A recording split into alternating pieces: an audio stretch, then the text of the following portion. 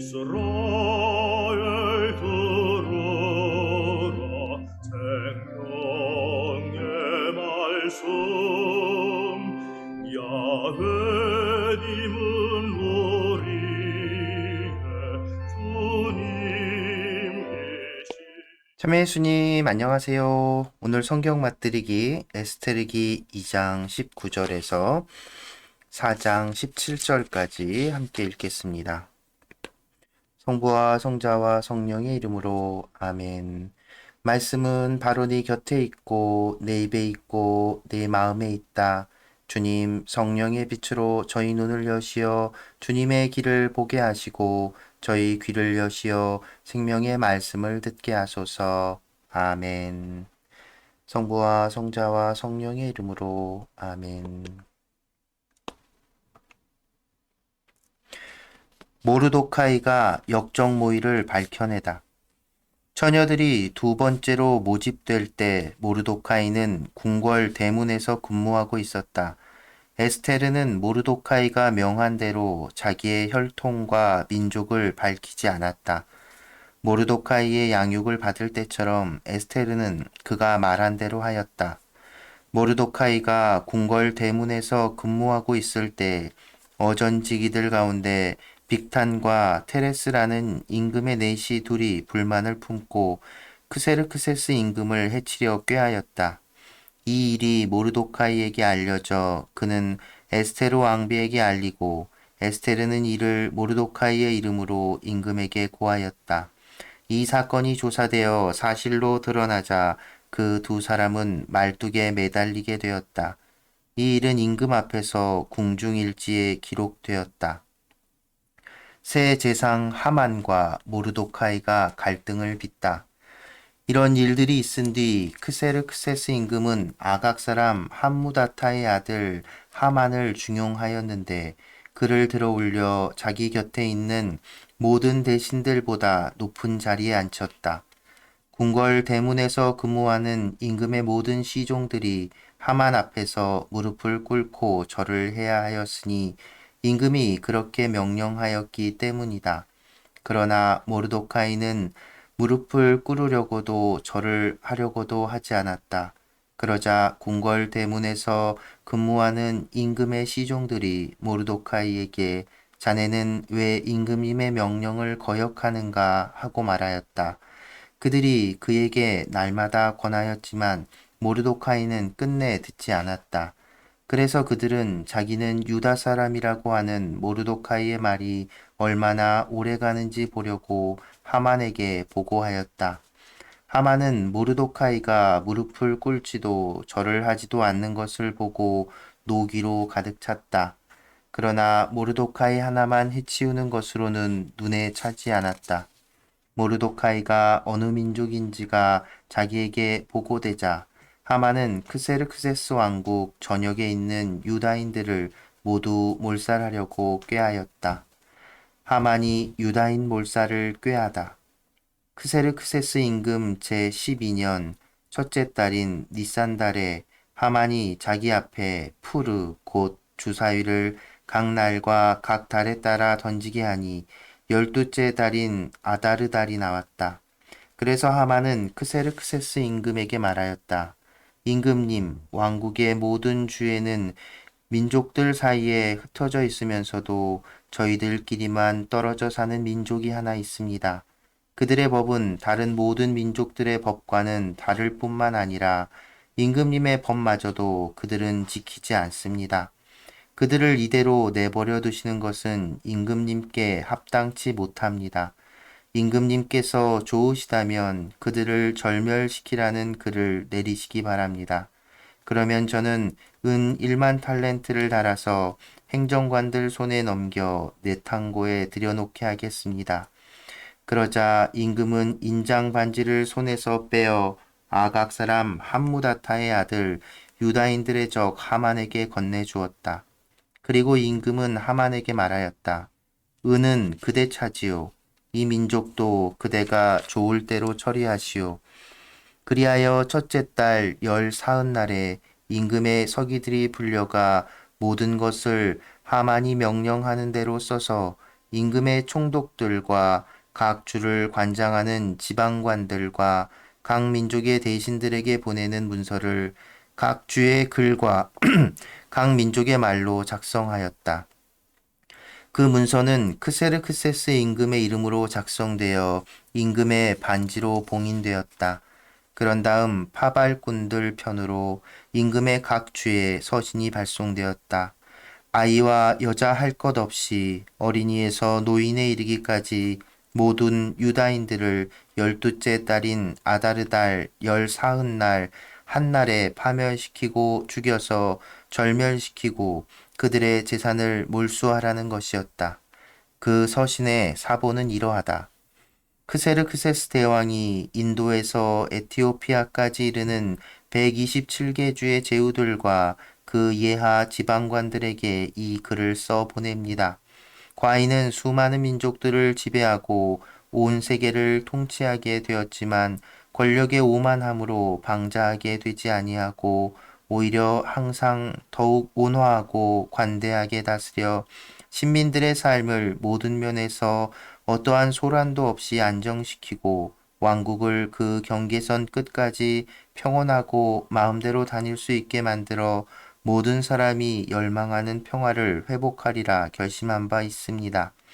그래서 이를 어떻게 하면 완수할 수 있는지를 과인의 자문관들에게 문의하였더니 우리 가운데 두드러지게 사려가 깊고 변함없는 호의로 항구한 충성심을 보여주며 왕궁에서 두 번째 자리를 차지하고 있는 하만이 적대적인 백성 하나가 이 땅의 모든 부족들 사이에 섞여 살고 있는데 자기들의 법으로 모든 민족들을 거스르고 임금들의 명령을 끊임없이 배척하여 우리가 흠잡을 데 없이 수행하고 있는 통치가 정립되지 못하게 하고 있다는 사실을 지적해 주었습니다.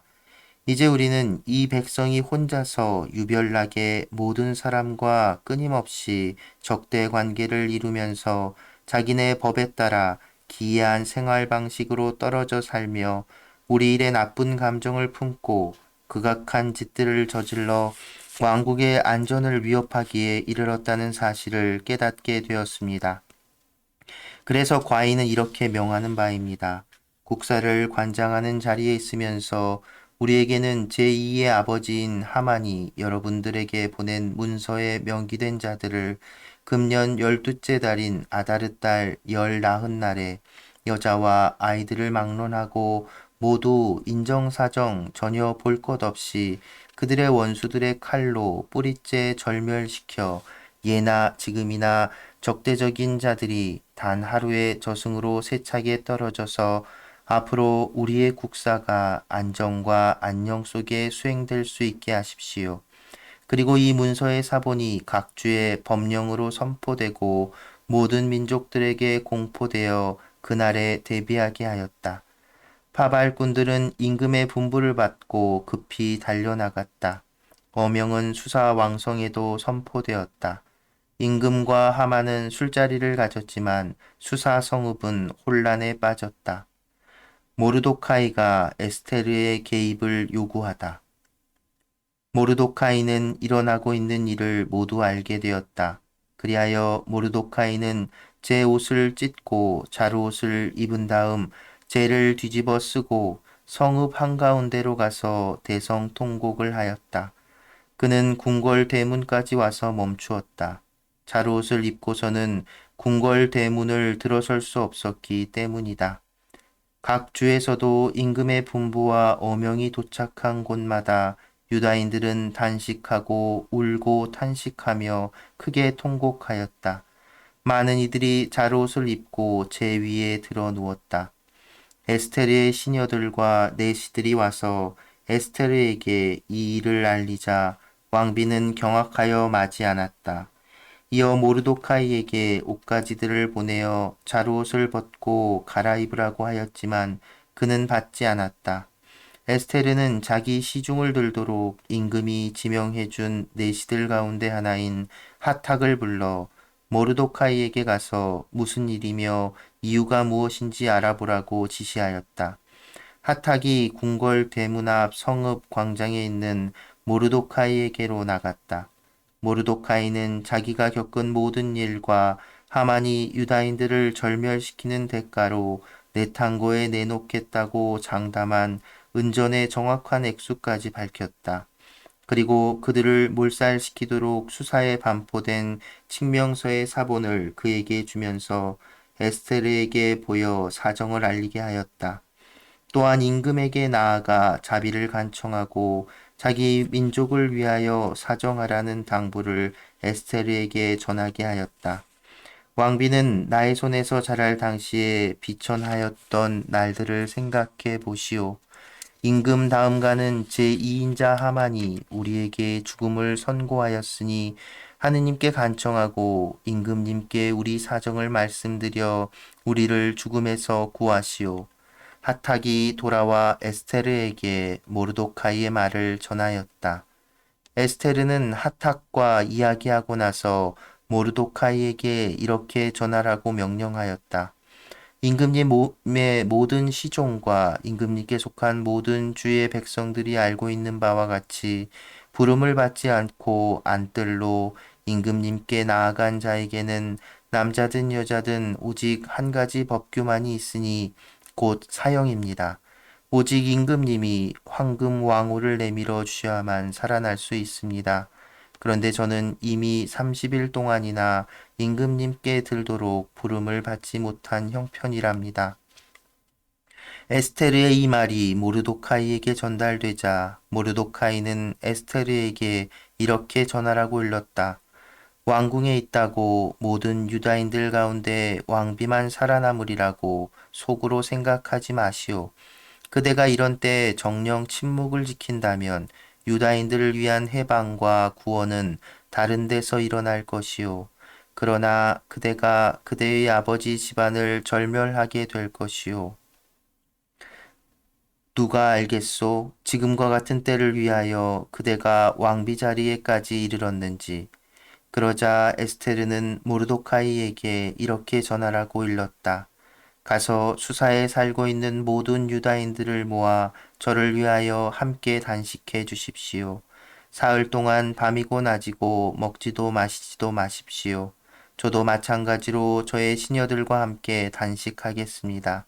그러고는 법을 거스르는 것이긴 하지만 임금님께 나아가렵니다. 그러다 죽게 되면 기꺼이 죽겠습니다. 모르도카이는 물러가서 에스테르가 자기에게 부탁한 것을 모두 실행하였다. 모르도카이의 기도. 그리고 주님의 모든 업적을 회상하면서 이렇게 주님께 기도드렸다. 주님, 주님, 만물을 다스리시는 임금님, 모든 것이 당신의 권능 안에 있으며 당신께서 이스라엘을 구하고자 하시면 당신을 거스를 자 없습니다. 당신께서 하늘과 땅, 하늘 아래 놀라운 것들을 모두 만드셨습니다. 당신은 만물의 주님, 주님이신 당신께 맞설 자 없습니다. 당신께서는 모든 것을 알고 계십니다.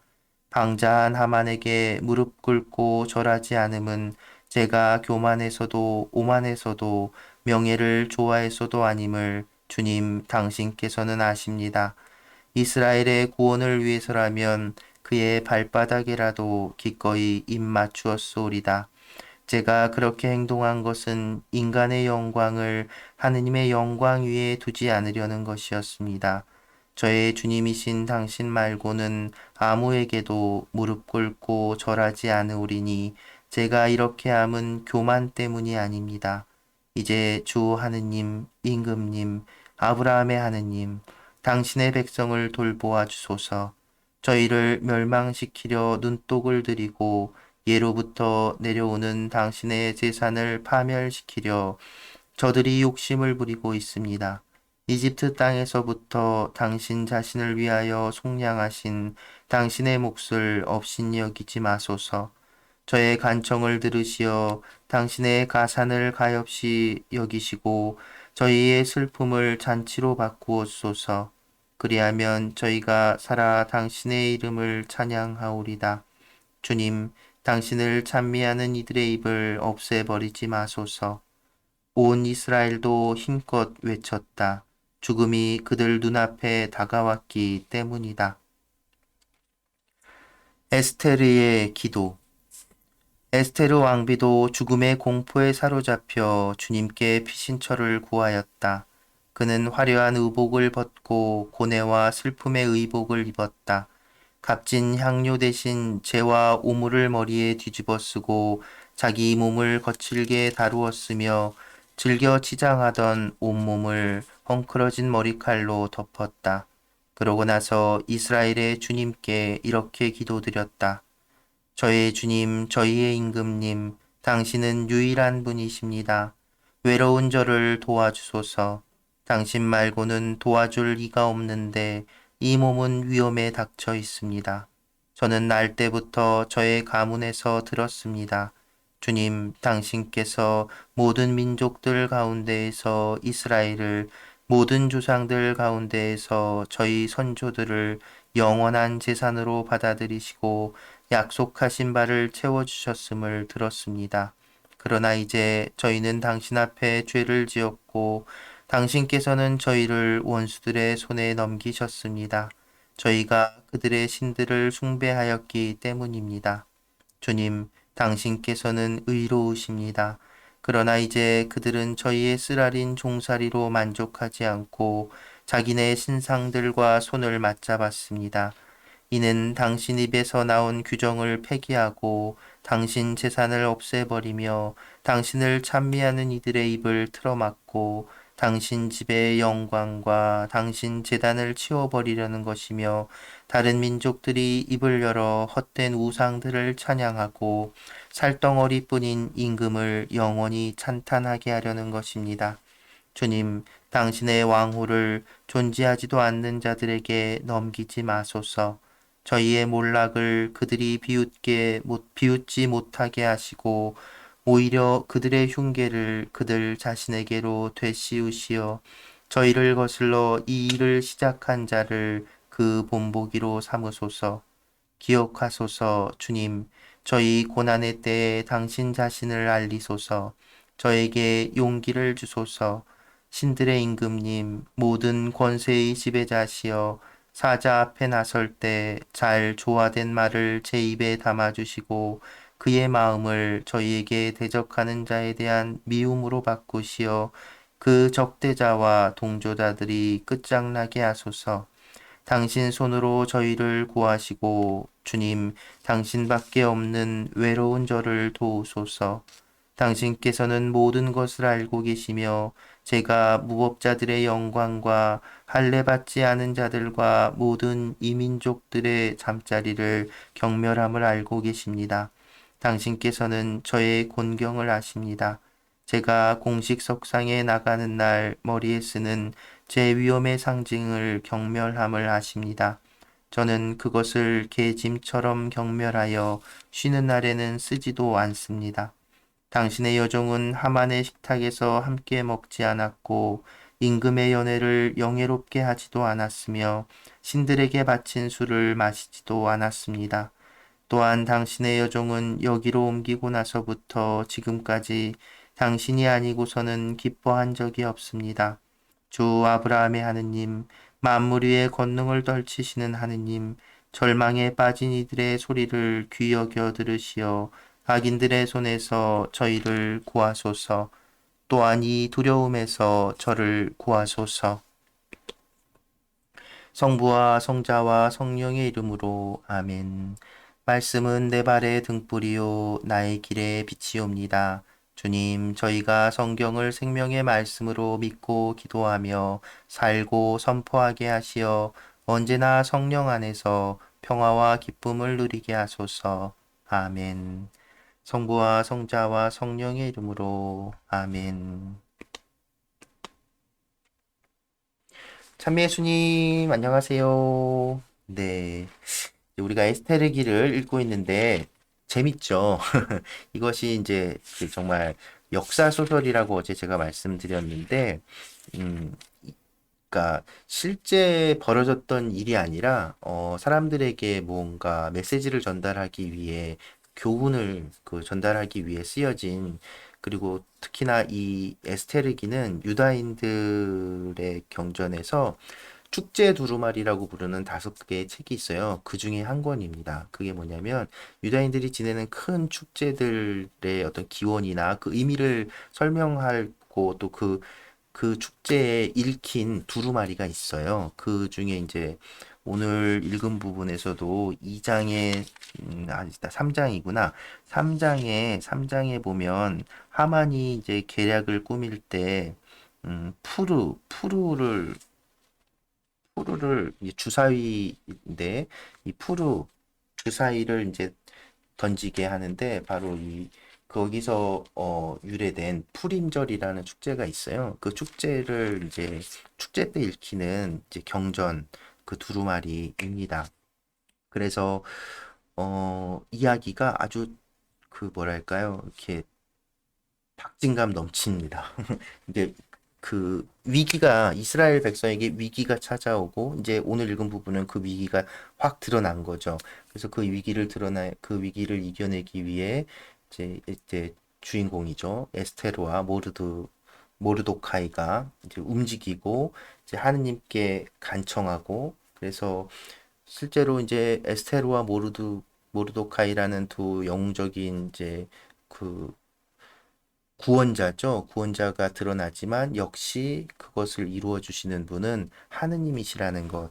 그것이 이제 바로 이 뭐랄까요? 이 유대인들의 하느님에 대한 신학의 중심이죠. 그리고 에스테르기 전반을 거쳐서 갖고 있는 신학이고 신명기의 역사에서 뒤를 이어서 이어지는 중요한 신학이죠. 역사를 주관하시는 분이 곧 하느님이시라는 것.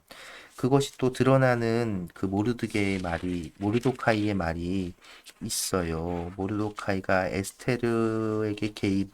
에스테르에게 연락을 취하고서는 이런 말을 하지요. 어, 어,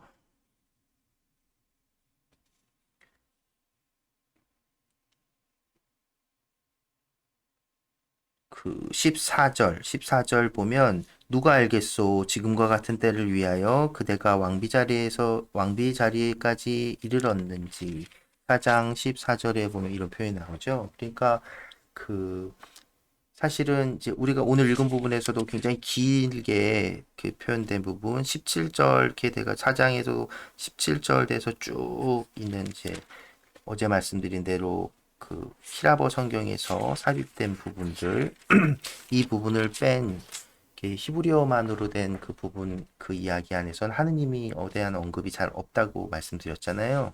그렇지만 하느님에 대한 언급은 없지만 이런 지금 이 표현도 그렇죠. 지금과 같은 때를 위하여 그대가 왕비 자리에까지 이르렀는지 이것이 그 하느님께서 이렇게 막 직접적으로 뭔가 활동하는 것이 드러나지 않더라도 이 역사의 흐름 안에서 그 역사의 움직임 큰 그 틀 안에서 하느님께서 개입하시고 섭리하신다는 그런 생각을 그런 신앙을 벌써 이미 갖고 있었던 거죠. 이 비슷한 구조 여러분 혹시 앞서 우리가 읽었던 구약 성경에 떠오르시는 부분 있을까요? 요셉 이야기 보시면 그쵸? 요셉이 그 불운을 겪고 이집트로 팔려가지만 이집트의 대상이 되고 이스라엘의 기근이 닥쳤을 때 요셉을 통해서 그것을 이겨낼 수 있었죠. 살아남을 수 있었잖아요. 그 하나님께서는 그때도 이제 하나님께서 그렇게 안배하신 거라는 그런 이야기가 나오지요. 그러니까 이 에스테르기는 이 상황을 이렇게 보면 오늘 좀 할 얘기가 많은데 또 계속 해보죠. 어, 바빌론에 그 침략을 받고 다 유배를 간 상황에서 이제 바빌론도 망하고 페르시아 시대가 시작됐단 말이죠. 그 페르시아 왕 키루스 바빌론을 무너뜨리고 페르시아 제국을 건설한 키루스 임금 여러분 에즈라 느헤미야에서 우리 만났잖아요. 키루스 칙령을 통해서 느헤미야가 에즈라 느헤미야가 이제 그 성전을 재건하죠. 그때 그 당시에 그 많은 유대인들이 예루살렘으로 돌아갔잖아요. 그런데 모두가 간 것은 아니고 남아있던 사람들도 있었단 말입니다. 지금 이제 역사적으로 이 상황의 배경은 이제 뒤인 거예요. 크세르크세스는 그 키루스의 더 다음 왕이니까요. 그러니까 그 페르시아 왕국에서 이미 이제 정착해서 그냥 페르시아에 남아서 또 수도에 있고 또 여러 기저귀 흩어져 살던 유대인들이 있었단 말입니다. 그 배경으로 있는 거예요. 그러니까 여러분들 유대인들은 그 독특한 그런 어떤 문화를 가지고 있는데 그 유배를 겪은 이후에 이제 다윗 왕국에 대한 그 열망도 분명히 가지고 있지만 땅도 없고 나라도 없지만 전 세계 모두 각지에 퍼져서 자기들의 문화, 이 정신적인 그 공유, 하느님께 대한 이 신앙을 공유하면서 그 공동체를, 그 민족성을, 정체성을 잃지 않고 살아간단 말이죠. 그런 것들을 이제 우리가 디아스포라라고 부릅니다. 그런데 이 페르시아 시대에도 이렇게 여기저기 이렇게 유대인들이 그들의 신앙을 잊지 않고, 그러니까 바빌론 유배를 통해 처절하게 경험한 자기들의 이제 벌받은 그 하나님께 버림받은 벌받은 그것에 반성하며 살아가고 있었던 거예요. 그런 상황에 이제 이런 고난이 닥쳐오는 겁니다. 이 모티브 자체가 그러니까 앞서 그들의 신앙 이야기, 자기들의 경전에서 드러났던 것들이 다 합주돼요. 요셉 이야기도 드러나고 또 하나 이제 이집트 탈출 이야기도과 비슷한 거죠. 그러니까 이집트에 그 종살이 하고 있는 이집트에서 그 고난 받고 있다가 거기서 꺼내주는 구원된 이집트 탈출의 이야기, 탈출기. 그리고 여기 또 역시 유배지, 또 자기 이민족들의 땅에서 살고 있는데 여기서 또 핍박받다가 거기서 구원받는 이야기 같은, 그러니까 탈출기, 자기들을 구원해 주신 하느님, 바로 아브라함의 하느님, 그리고 그 구원자이신 하느님, 이 신앙이 계속 연결돼서 이어져 내려오고 있는 겁니다. 이 이야기의 배경은 그런 것이죠. 근데 실제로 이 이야기가 쓰여진 거는 그보다 이제 이 배경이 된 그 시대보다 훨씬 더 뒤에, 거의 기원전 1세기 예수님 활동하시기 직전 가까운 시기에 이제 쓰여졌다라고 볼 수 있습니다. 그러면서 이제 사람들에게 이제 그러니까 그 후대에 그 사람들에게 하느님에 대한 신앙, 역사를 주관하시는 하느님에 대한 신앙을 일깨우기 위함이죠. 그래서 여기서 모르도카이가 에스테르를 막 너는 왜 너만 혼자 그 유대인 아닌 척하고 있으면 너는 살 것 같으냐라고 얘기한 게 그 당시에 그 유대인들 고관들 그 한 자리 차지하고 있던 사람들에게 그 경고의 메시지를 남기기 위한 것일 수 있다고 해석하는 학자들도 있습니다. 그런데 어쨌든 에스테르는 그 죽음의 위험을 무릅쓰고 움직이기로 결정을 하죠. 그리고서는 이제 하느님께 기도를 합니다. 그러고 나서 이제 이후에 내일 읽게 될 부분에서 이제 전 이야기가 전개가 되겠지요. 그런데 이 배경에 있어서 재미난 점이 또 하나 있습니다. 이 에스테르 이야기의 또 모티브가 된 결정적인 사건이 있는데요. 오늘 우리가 읽은 부분에서 3장 하만이라는 사람이 나오죠. 페르시아의 새로운 재상이 된 하만. 이게 하만을 어떤 사람인지 3장 1절, 물론 1장에서도 언급이 되지만 1장 이제 그 뭐죠? 히라버 성경에서 삽입된 것이라고 보고 3장에 나오는 또 똑같은 표현이지만 아각 사람 함무다타의 아들 하만을 중용하였다라고 나옵니다. 그러니까 하만은 아각 사람이에요. 근데 아각이라는 이름 여러분 기억하실까 모르겠네요. 사무엘기에 나오는데 아각은 아말렉의 왕 이름이 아각이에요. 그러니까 이 하만 사람은 아말렉 족이라는 거죠. 아말렉 족은 어떤 족? 에사우의 후손, 에사우의 아들이 아말렉입니다. 그러니까 에사우의 후손이죠. 그런데 이제 사울과 연결이 되는데 사울 임금이 하느님 뜻을 거슬러서 하느님께 버림받게 되는 결정적인 사건이 바로 아말렉 임금 아각과의 전투였어요. 하느님은 아말렉 쪽과 싸워서 그들에게서 전리품도 획득하지 말고 그 소위 완전봉헌이라 하죠. 다 쳐 없애라고 했거든요. 그죠? 기억하십니까? 그런데 사울이 어떻게 합니까? 그렇게 하지 않죠. 전리품을 취득하고 그래서 그것이 하느님 뜻을 따르지 않은 사울은 버림받고 다윗이 이제 새로 왕으로 일어나게 되는 그러니까 사울이 무너지게 된 계기가 된 아말렉족. 그래서 사실은 따지고 보면 아브라함의 같은 한 후손이라고 볼 수 있는 이 아말렉족, 에사우의 후손인 아말렉족과 이스라엘은 아주 그냥 오랫동안 그 적대적이었어요. 또 여러분 더 거슬러 올라가 보면 그 민수기였나? 민수기에 이제 발람의 신탁 기억하십니까? 이제 거기서도 이제 아각이 등장하죠. 그래서 발람의 신탁을 이제 발람을 불러서 이제 이스라엘을 이제 그 저주해 달라고 했는데 오히려 축복하죠. 그 내용에서도 이스라엘이 아각을 이렇게 무찌르고 뭐 이길 거라는 그런 신탁도 나옵니다. 어찌됐든, 그러니까 아말렉 쪽, 이 이야기는 아말렉 쪽과 이스라엘의 어떤 이 관계를 기본 모티브로 가지고 있는 거예요. 그들의 적대 관계를. 이건 꼭 사울, 그리고 또 이 모르도카이의 출신이 어디냐면 베냐민 지파입니다. 신기하죠? 그러니까 이 이야기가 이게 어떤 예, 그 만들어진 이야기라는 것들의 어떤 증거로서도 사용되는 거죠. 1장에 보면 모르도카이 그는 베냐민 지파 출신으로 그의 아버지는 야이르, 할아버지는 시므이, 증조부는 키스였다. 근데 키스가 누구냐? 바로 사울 임금의 아버지예요. 그러니까 그러니까 사울 임금의 아버지인 키스가 이 모르도카이의 이렇게 증조부일 수는 없는데 바로 그 이름을 이 사용함으로써 아각과 키스라는 이름을 사용함으로써 사울이라는 이름을 언급하지 않지만 유대인들은 아는 거예요. 이 이야기가 내포하고 있는 것.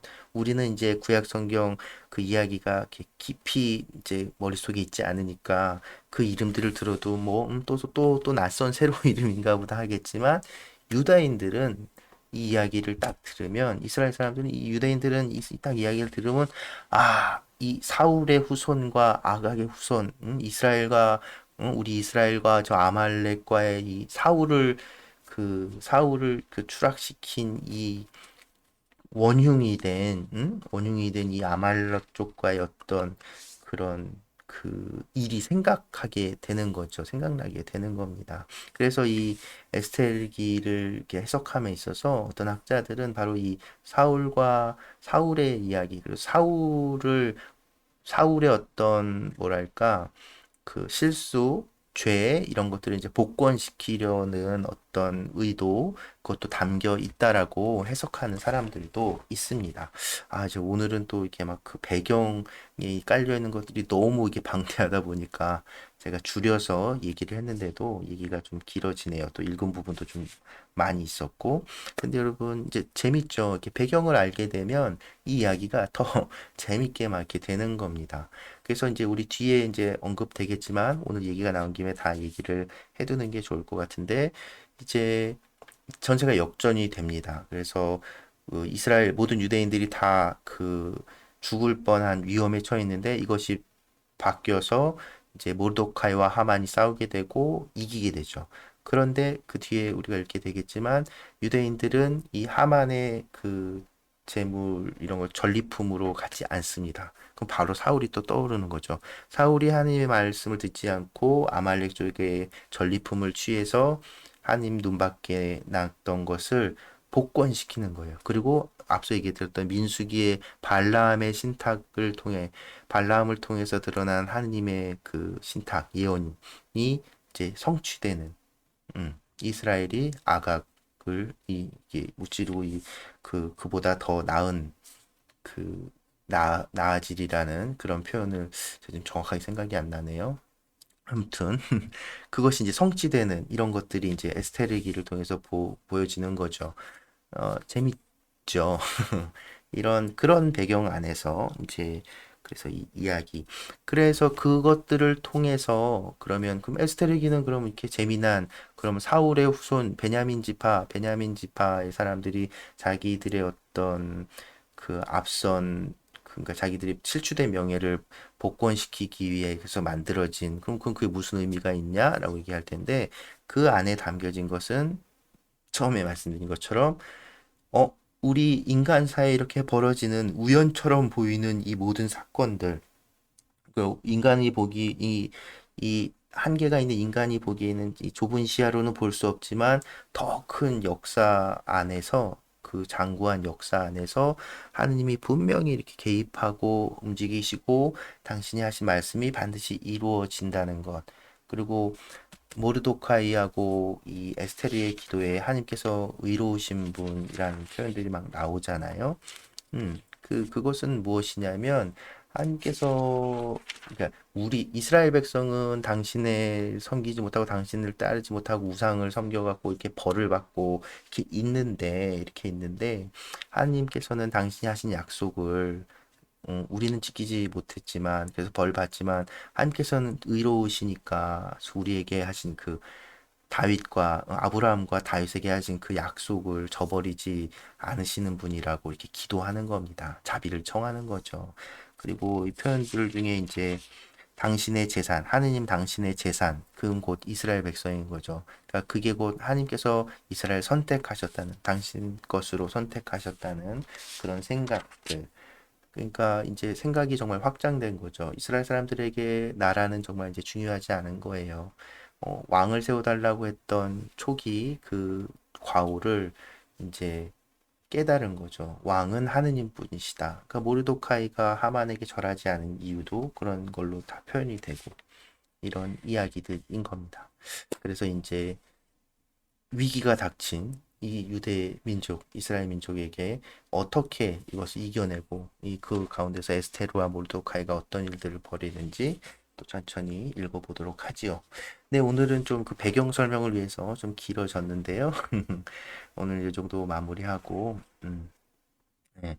구약 성경이 하느님의 말씀이라고 하는 것이 그 역사가 아니라는 것, 역사적 사실을 전하기 위함이 아니라 그 역사를 주관하시는 분이 하느님이심을 고백하는 신앙 고백이라는 것을 잊지 말고, 그래서 이게 뭐 각색되고 만들어지고 꾸며진 이야기니까 다 거짓부렁이고 의미 없는 것이다 라는 생각 하지 않으셨으면 좋겠습니다. 그래서 이 이야기를 통해서 우리가 생각하지도 못했던, 우연이라고 생각했던 그것, 사건들 안에서, 오늘날도 이렇게 우리 삶에 이렇게 개입하시는 하나님의 손길을 느껴볼 수 있으면 좋겠습니다.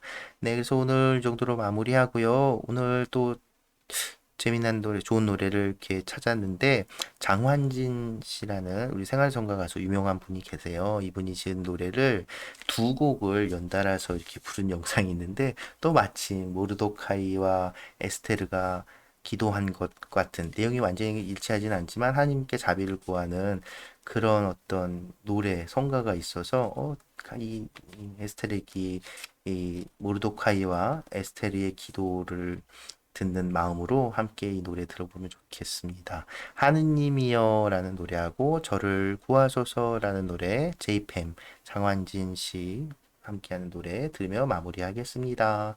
네, 여러분 오늘도 함께 해주셔서 감사합니다.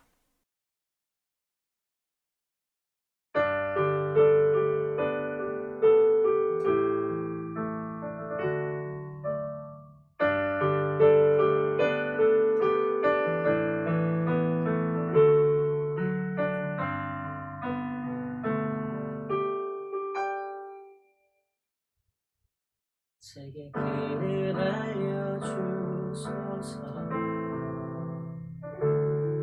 제게 길 가르쳐 주소서 당신 진리로 저를 이끄소서 구원의 하느님이여 당신의 자비와 자애로 주여 저를 기억하소서 저의 가난한 마음 돌보시는 자비의 하느님이여 길을 알려주소서. 제게 길가를 쳐주소서. 당신 진리로 저를 이끄소서. 구원의 하느님이여.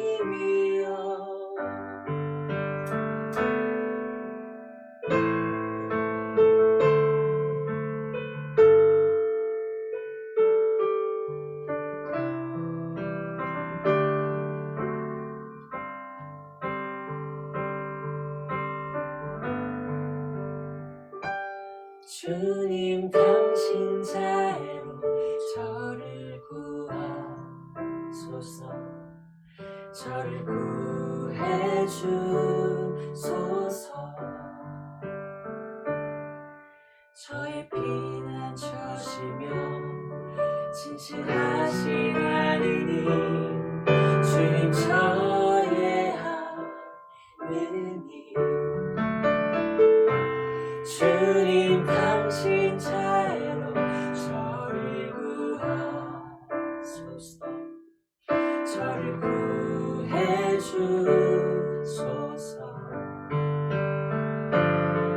저를 당신 손에 맡기오니 저를 구원하소서.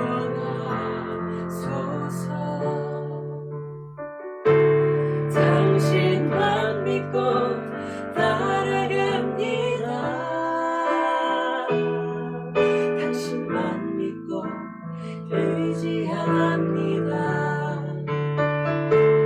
저의 하느님 저를 구원해 주소서. 주님 저의 하느님.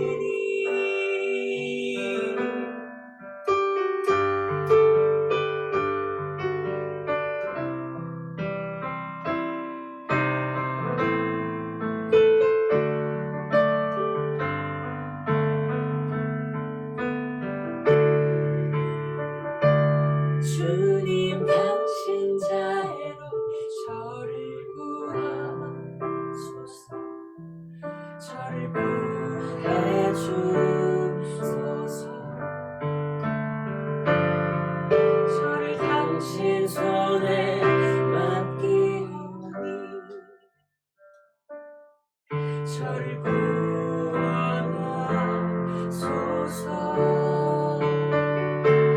당신만 믿고 따라갑니다. 당신만 믿고 의지합니다. 저의 하느님 저를 구원해 주소서. 주님 저의 하느님. 당신만 믿고 따라갑니다. 당신만 믿고 의지합니다. 저의 하느님 저를 구원해 주소서. 주님 저의 하느님. 주님 저